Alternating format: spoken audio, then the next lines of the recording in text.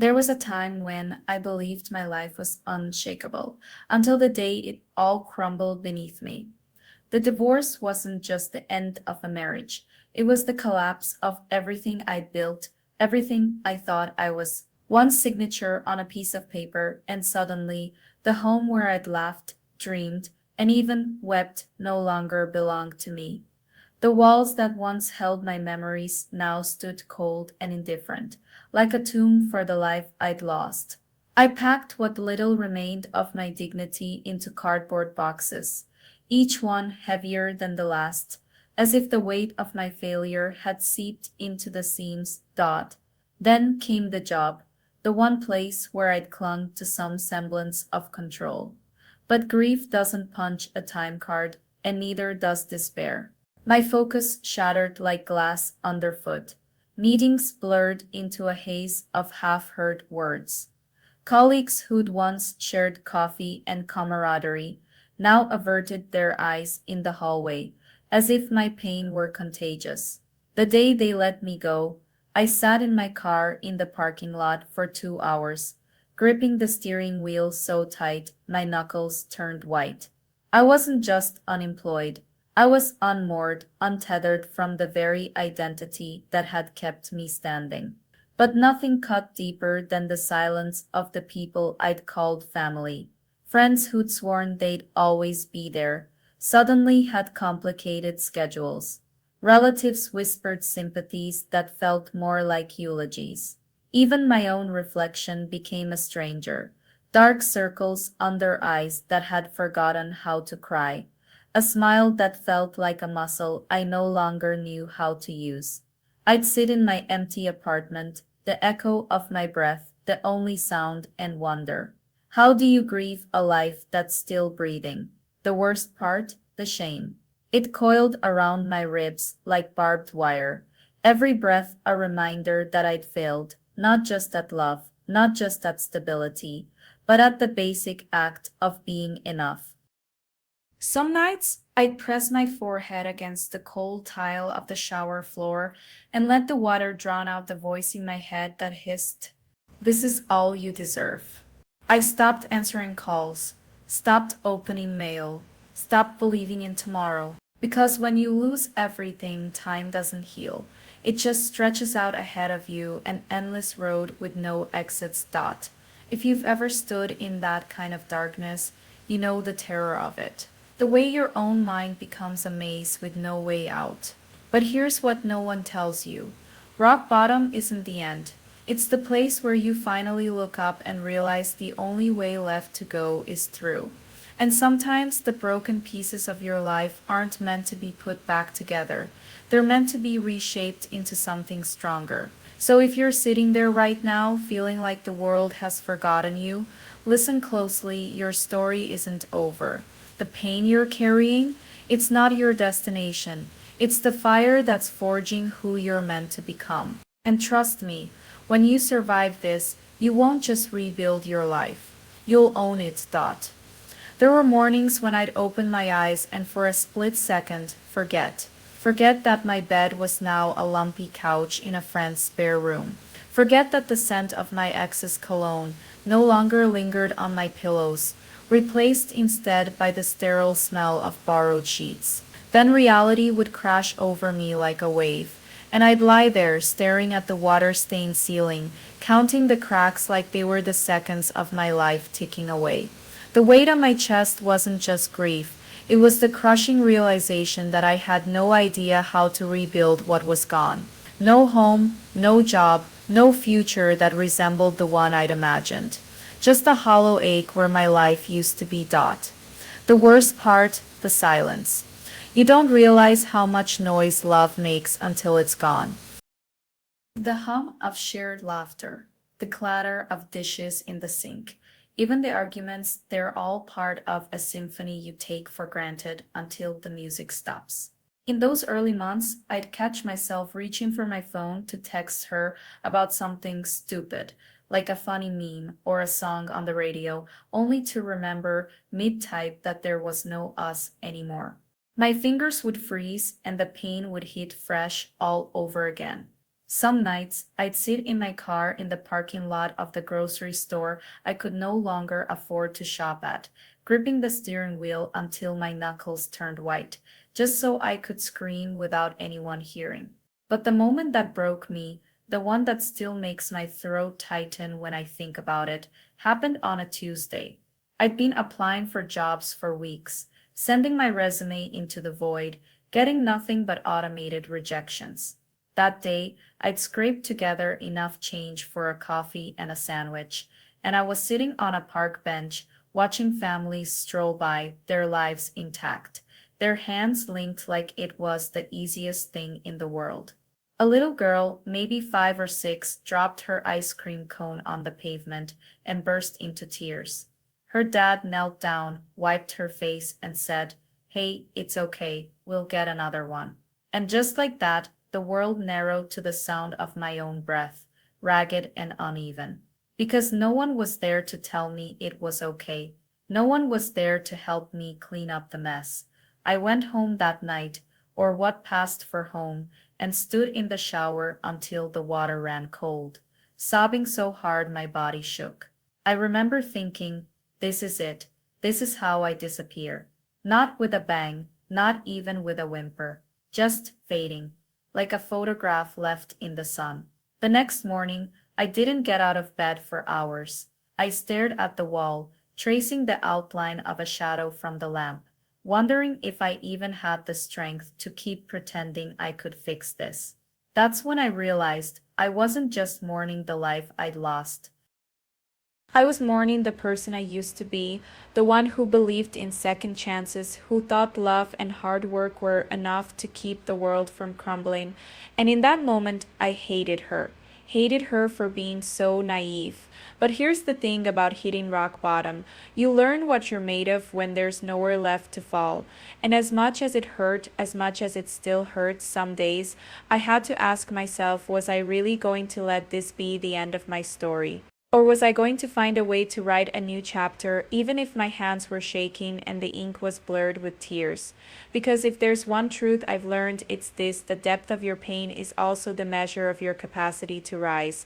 And I wasn't done rising yet, not by a long shot. So if you're sitting there right now feeling like the weight of your losses is too heavy to carry, listen to me. The night is darkest just before the dawn. And sometimes the very thing that breaks you is the thing that reveals what you're truly capable of. Don't let go, not yet. Your comeback starts where your last hope ended. There were nights when the weight of my own breath felt like too much to bear. I'd lie in that empty apartment, the one that smelled like stale coffee and forgotten dreams, and stare at the ceiling, tracing the cracks with my eyes, as if they held some secret, some answer to the question that gnawed at me. What do I do now? The silence was deafening, the kind that presses against your chest until you're not sure if you're breathing at all. I had lost more than a marriage. I had lost the version of myself I'd spent years building, the woman who had a home, a purpose, a future. She was gone, and in her place was this hollowed out shell, too exhausted to cry, too numb to scream. The worst part wasn't the lack of money or the stack of unpaid bills growing like a tumor on the kitchen counter. It wasn't even the way my hands shook when I poured my morning coffee, spilling it more often than not. No, the worst part was the voice in my head, the one that whispered, no, hissed, that I deserved this, that I had failed, that I was unlovable, unworthy, irreparably broken. Some mornings I'd catch my reflection in the bathroom mirror and flinch, as if looking at a stranger. Who was that person with the dark circles under her eyes and the slump in her shoulders? She certainly wasn't the woman I used to recognize. I remember one evening in particular, the kind where the air itself felt heavy.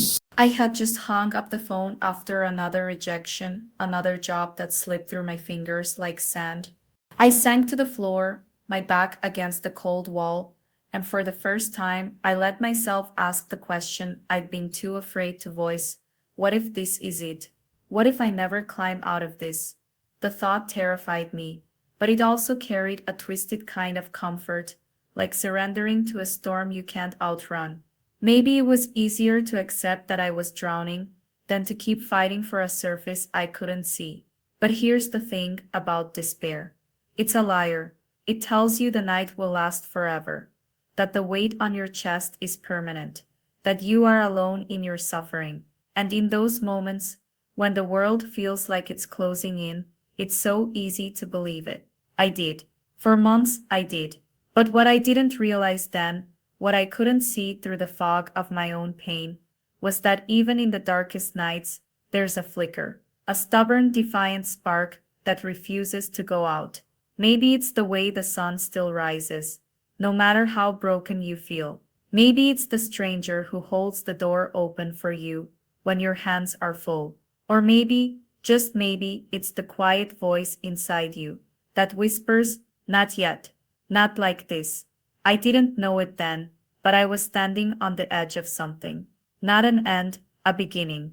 And sometimes, the only way to find out how strong you really are is to lose everything that once made you feel safe. So if you're sitting there right now, feeling the crush of your own despair, let me ask you this. What if this isn't the end of your story? What if this is the moment you've been waiting for? The one that forces you to rise, not in spite of your pain, but because of it. Because I promise you, the depth of your struggle is not the measure of your worth. It's the proof of your capacity to survive and survival.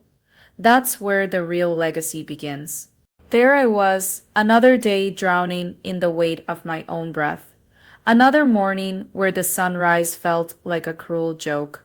The world had moved on without me, and I had accepted that my story was over. Or so I thought, because just when you believe life has buried you so deep that no light could ever reach you again, fate has a way of kicking down the door you didn't even know was still standing. It was a Tuesday, though back then every day blurred into the next like watercolors left in the rain.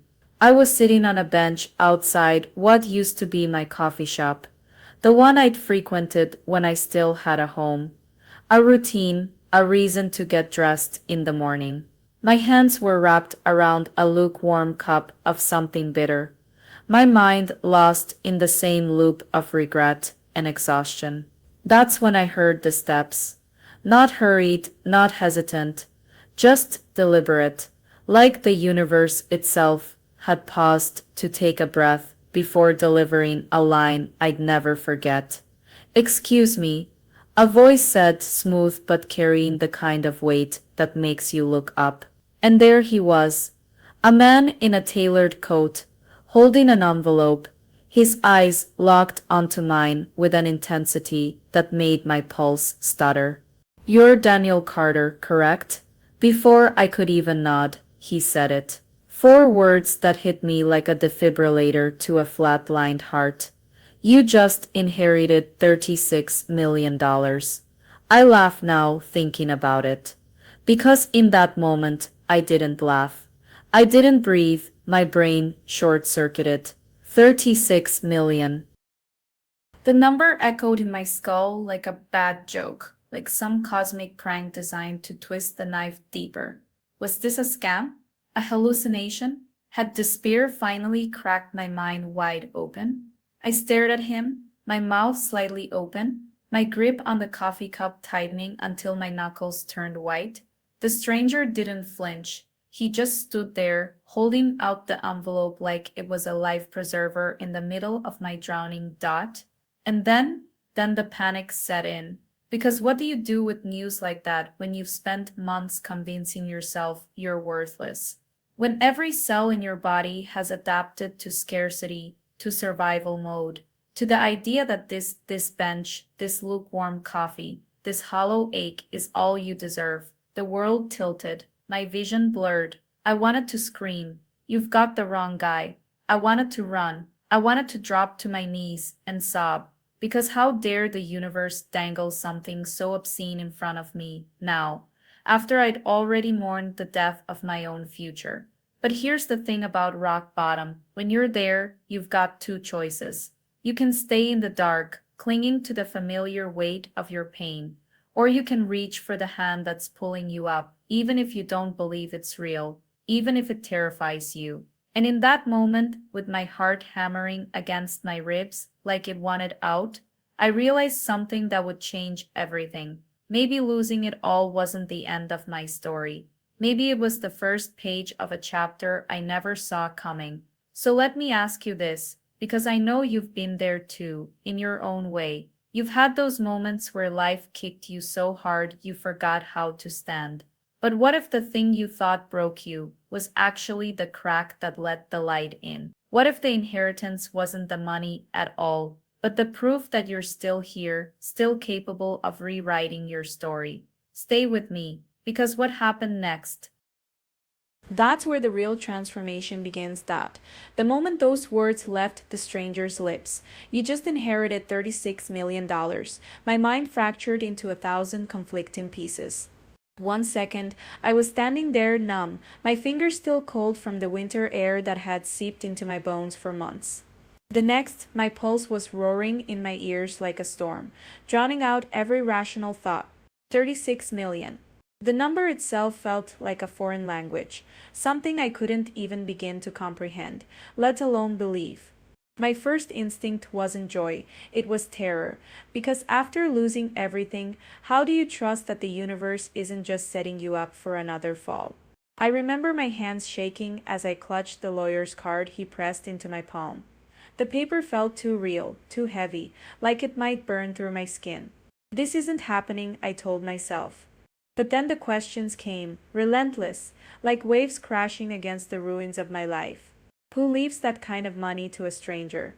Was this some cruel joke, a scam, or worse, was it real? And if it was, what did that mean for me? For months, I'd been fighting just to breathe, to convince myself I was still worth something after my divorce stripped me of my home, my job, my dignity. Now, suddenly, I was being handed a fortune. But could money really undo the damage? Could it stitch back together the parts of me that had been torn apart? That night, I didn't sleep. I paced my tiny, half-empty apartment, the same four walls that had witnessed my lowest moments, and I laughed, actual disbelieving laughter, because the irony was too sharp. Here I was, a man who'd spent the last year learning to live with nothing, now staring at the possibility of having everything. But the more I thought about it, the more I realized this wasn't just about the money, it was about the why. Why me? Why now? Was this fate, a second chance? Or just another test to see if I'd crumble under the weight of something too good to be true? The doubt gnawed at me. I googled the lawyer's name, then deleted the search history, afraid even that small act might jinx it. I called old friends, people I'd pushed away in my shame, and their voices, hesitant at first, only made the whirlwind in my chest spin faster. What if I fail again? What if this was just another illusion, another mirage in the desert of my life? But then, somewhere in the chaos, a quieter voice cut through. What if this is your chance to rewrite the story? Here's the truth I had to face. The inheritance wasn't just about the dollars, it was about the choice. Would I let fear keep me small, or would I dare to believe that maybe, just maybe, I was meant for more than survival? That night, I made a promise to myself. Not about the money, but about the man I'd become because of it. Because sometimes losing everything isn't the end. Sometimes it's the fire that forges you into someone unbreakable. So I ask you this, what would you do if life handed you the one thing you never dared to dream of? Would you run, or would you finally step into the light and claim the future you deserve? The choice is yours, but trust me when I say the greatest inheritances aren't measured in dollars. They're measured in the courage to rise. That the morning after that stranger's words shattered my reality, I woke up in the same cramped motel room, but the air felt different, heavy, electric. $36 million. The number echoed in my skull like a drumbeat, drowning out the usual chorus of shame and failure that had haunted me for months. For the first time since the divorce, I didn't just dread the day ahead, I feared it. Not because I had nothing, but because I suddenly had too much, and I had no idea what to do with it. I sat on the edge of that sagging mattress, hands trembling around a lukewarm coffee, and stared at my reflection in the cracked bathroom mirror. The woman looking back at me was still the same one who'd sobbed on the courthouse steps, who'd begged for shifts at a diner just to afford ramen. But now she had a choice. And that terrified me more than poverty ever had. Because money doesn't erase pain, it just gives you the option to outrun it. And I wasn't sure I was ready to run, Dot. The first thing I did was nothing. For 3 days, I let the weight of it press me into silence. I didn't call a lawyer. I didn't Google how to manage sudden wealth. I just felt the raw, ugly tangle of relief and guilt and disbelief. Part of me whispered, "This is your second chance." Another part hissed, "You don't deserve this." The divorce had stripped me of my identity. Now, this inheritance threatened to replace it with something just as hollow. The illusion that money could fix what was broken inside me died. But then, on the fourth morning, I did something radical. I pulled out a notebook, the same one I'd scribbled my darkest thoughts in during the worst of my depression, and I wrote a single question at the top of a fresh page. What do I actually want? Not what would impress my ex, or silence the voices telling me I was a failure, or even what made sense for someone with $36 million. What did I, the woman beneath the wreckage, truly crave? The answer didn't come in a flash of clarity. It came in fragments, safety, not just financially, but in my bones. A home that felt like mine, not a battleground, work that didn't drain my soul, and maybe someday the courage to trust again. Dot. That list became my compass. Because here's the truth, no one tells you about windfalls. The money is just a tool. The real work, the brutal, beautiful work, is deciding who you'll be when the dust settles. I could have bought a mansion, a yacht, a new face, but I started smaller. I rented a quiet apartment with a sunlit window. I hired a therapist who specialized in trauma, not just wealth management. I took a part time job at a bookstore, not because I needed the paycheck, but because I needed to remember what it felt like to build something slowly, with my own hands. That the inheritance didn't heal me, but it gave me the one thing I'd lost in the divorce: time. Time to sit with my scars, time to ask myself hard questions. Time to realize that my worth wasn't tied to my bank account, or my marriage, or my past mistakes. It was tied to the choices I made in the quiet moments when no one was watching. So if you're sitting there today, feeling like life has left you with nothing, listen to me. Sometimes the universe strips you bare, not to punish you, but to reveal you, to force you to look at the raw, unfiltered truth of who you are without the labels, the titles, the safety nets. And that is where the real inheritance begins. Not in the money, not in the luck, but in the terrifying, exhilarating freedom to decide right now who you'll be next. So tell me, what's the first small step you'll take toward the life you actually want? Not the one you think you should have, not the one someone else told you to chase, but the one that makes your soul whisper, yes, this. There was a moment, one of those quiet, unshakable moments where the world seems to pause, when I stood in front of the mirror staring at my own reflection and realized something terrifying. I didn't know who I was anymore. The money was there, all 36 million of it, sitting in an account with my name on it. But the man looking back at me, he was still the same broken soul who had curled up on a friend's couch 6 months earlier, wondering if he'd ever feel whole again. That's when I made the decision that would change everything, not because of the wealth, but in spite of it. I refused to let money define me, not my worth, not my future. Not the legacy I'd leave behind. That the first step wasn't buying a mansion or a sports car. It was sitting down with a therapist, finally facing the wreckage of my divorce head on. I'd spent so long running from the pain, drowning it in work or silence, that I'd never actually felt it. But healing doesn't happen in the avoidance. It happens in the messy, ugly crying sessions where you admit you're lost. It happens when you write letters to the version of yourself you abandoned, letters you'll never send, but that set your soul free. Mm. I filled journals with my rage, my shame, my fears, and slowly the weight lifted. Not all at once, but enough to breathe again. Then came the harder part, rebuilding connections that mattered. Money can buy you a room full of people, but it can't buy you a single real conversation. So I started small. I reached out to an old friend I'd pushed away during the divorce, not with grand gestures, but with honesty. I missed you.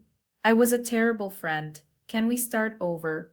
I joined a men's group where no one knew my name or my net worth, just my story. I volunteered at a shelter because there's something about serving others that reminds you of your own humanity. And in those moments, something shifted. I wasn't the guy with the inheritance anymore.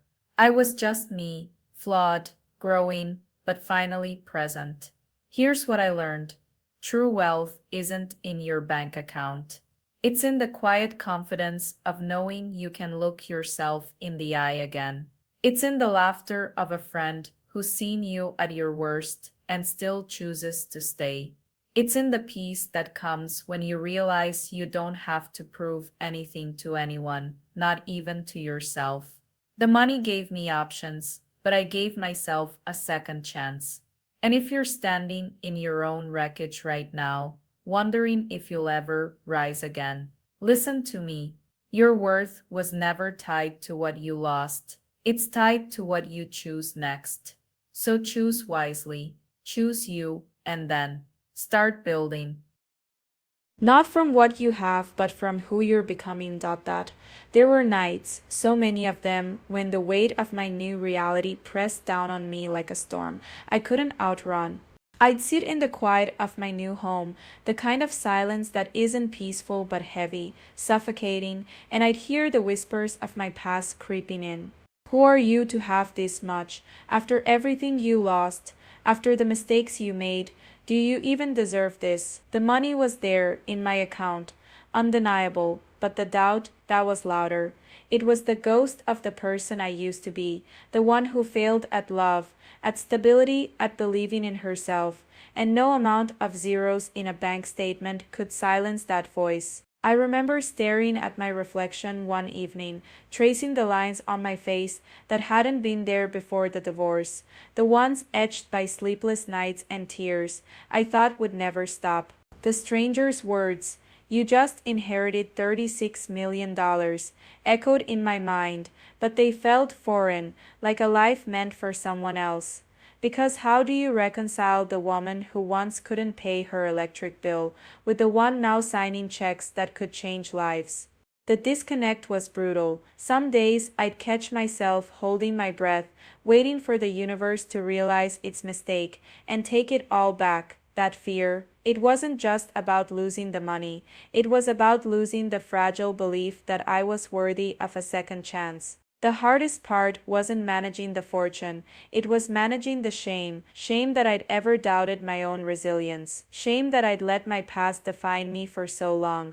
I'd lie awake wondering if I couldn't hold on to my marriage, my job, my dignity, what makes me think I can hold on to this? But here's the truth, I had to claw my way to deserving isn't about being perfect. It's not about never stumbling or never losing. It's about standing in the wreckage of your life and choosing every single day to rebuild, even when the bricks feel too heavy. Even when your hands are shaken, I started small. I'd look in the mirror and say, "You're allowed to have this. You're allowed to heal." Some days, I believed it. Others, I didn't. But I kept showing up because that's what resilience is. It's not the absence of doubt, it's the courage to move forward with it. And if you're listening to this right now, wondering if you deserve the good that's coming your way, let me tell you something. Your worth isn't up for debate, not by your past, not by your fears, and certainly not by the world. You are here, breathing, fighting, surviving, and that alone makes you worthy. So take the next step, not because you're fearless, but because you refuse to let fear write the end of your story. The legacy you're building starts with believing truly deeply that you belong in it. There was a moment, one I'll never forget, when I stood in the middle of an empty food bank warehouse, the cold concrete floor beneath my feet, surrounded by shelves that should have been overflowing with supplies, but were nearly bare. A single mother, her eyes exhausted but determined, clutched her child's hand as she whispered to me, I just need enough to get through the week. That was the day I realized my pain had a purpose. My $36 million wasn't just a lifeline for me. It was a bridge to lift others out of the darkness I'd once known. I started small because real change isn't about grand gestures. It's about showing up. Every Tuesday, I volunteered at that same food bank, stocking shelves and listening to stories that mirrored my own.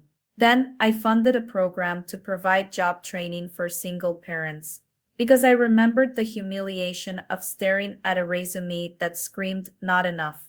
One of the first women to graduate from that program now runs her own catering business. She sent me a photo last week, her daughter in a cap and gown, the first in their family to go to college.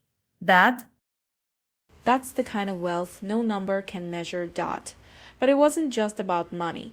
It was about presence. I began hosting monthly dinners in my home for people rebuilding their lives after loss, divorce, bankruptcy, addiction. We'd sit around my table, sharing meals, and the kind of honesty that only comes when you've got nothing left to hide. One man, a veteran who'd lost his home, told me, I haven't felt human in years. 6 months later, he's leading a support group for others like him. That's the magic of connection. It doesn't just heal, it multiplies. Dot. The more I gave, the more I understood my worth wasn't in the zeros in my bank account. It was in the moments a stranger's eyes lit up because someone finally saw them. It was in the teenager who told me, You made me believe I could be more than my mistakes. And it was in the quiet certainty that my pain hadn't been for nothing. Dot. So here's what I need you to hear. You don't need millions to change a life. Start where you are. Offer your time, your skills, your listening ear. Buy a grocery store gift card for the person behind you in line. Mentor someone who's where you used to be. Because the truth, we're all just one act of kindness away from rewriting someone's story, maybe even our own. Your legacy isn't what you accumulate, it's what you set in motion. And that, my friend, starts today. Dot. There was a moment standing in the empty shell of what used to be my life, where I realized something that would change everything. I was still here, not just physically, but in a way that mattered. The divorce had stripped me of my home, my career, even the people I thought would always be by my side. For months I measured my worth by what I'd lost, until that stranger's words forced me to ask a question I'd been too afraid to face. What if my value wasn't in what I owned, but in who I was becoming? That inheritance wasn't just money. It was a mirror.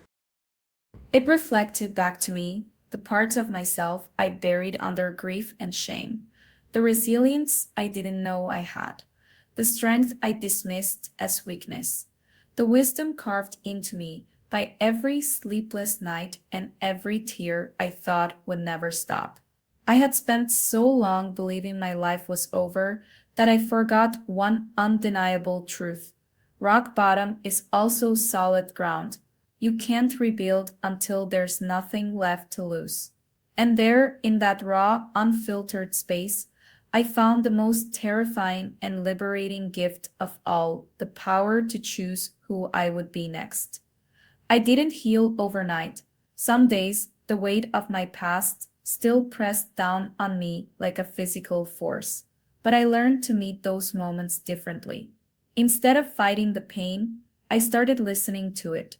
It became a compass, pointing me toward the things that truly mattered, not the house, the job, or the approval of others, but the quiet integrity of showing up for myself day after day. I traded the illusion of control for something far more precious. Surrender to the process. I stopped asking, why is this happening to me? And started asking, what is this teaching me? Here's what I know now. Loss doesn't define you, but how you rise from it. That's the story worth telling. My worth wasn't in the zeros of a bank account or the titles I once held. It was in the way I chose to stand back up when every part of me wanted to stay down. It was in the hands I reached out to lift others, even when my own were still shaking. It was in the courage to say, I am enough, not because of what I have, but because of who I am. So if you're standing in your own ruins right now, hear me, you are not your wreckage. You are the phoenix inside it, waiting for the moment you realize the fire didn't destroy you. It set you free. The question isn't whether you'll survive this. You already are. The question is, what will you build with the strength you didn't know you had? Your legacy isn't written in what you lost. It's written in every choice you make to keep going. Now take a deep breath and begin. Their quote said, a moment in every storm, when the wind howls so loudly, you forget what silence sounds like. That's where I was, drowning in the wreckage of a life I thought I'd built to last. But here's what no one tells you about rebuilding. It's not about putting the broken pieces back together the way they were. It's about gathering the fragments, examining them in the light, and asking yourself, what do I really want to build now? Because the truth is, the foundation of who you are isn't in the things you lost. It's in the choices you make when you have nothing left to lose. I learned that courage isn't the absence of fear. It's the quiet voice that whispers, keep going, even when your hands are shaking. It's waking up every morning and deciding that your story isn't over, no matter how many chapters feel like they've been ripped out. Perseverance. That's the stubborn refusal to let your pain define your future. It's the late nights spent learning new skills, the humbling moments of asking for help, the slow, unglamorous work of stitching your life back together, one small, deliberate stitch at a time. And community? That's the hands that steady yours when you're too weak to hold the needle. It's the stranger who becomes a friend, the mentor who sees your potential before you do, the people who remind you that you're not alone, even when loneliness feels like your only companion. But here's the harder lesson. Rebuilding isn't just about survival. It's about transformation. It's about looking at the empty space where your old life used to be and realizing it's not a void, it's a canvas. The first time I stood in front of that blank stretch of possibility, I was terrified. What if I fail again? What if I'm not enough? But then I remembered the words of that stranger, the ones that changed everything. You just inherited $36 million. Not because of the money, but because of what it represented. A second chance. A reminder that life can pivot in an instant, and so can you. So I ask you now, from one survivor to another, where in your life have you been waiting for permission to start over? What dreams have you buried because the weight of loss felt too heavy to carry? Listen to me. Your worth was never tied to what you had. It's tied to what you do with the moments you're given. Even the shattered ones. The world doesn't reward the unbroken. It rewards the brave, the ones who dare to rebuild, not just for themselves, but for the people who will one day look at their lives and think, if they can do it, so can I. Your legacy isn't written in the things you've lost. It's written in the way you rise. So rise, not because it's easy, but because you can. And when you do, turn around and extend your hand to someone else, still sitting in the wreckage. That's how we change the story. Not just for ourselves, but for everyone who comes after us. The question isn't whether you'll face another storm. It's whether you'll be the one who helps someone else weather theirs. And that, my friend, is how you turn loss into a legacy.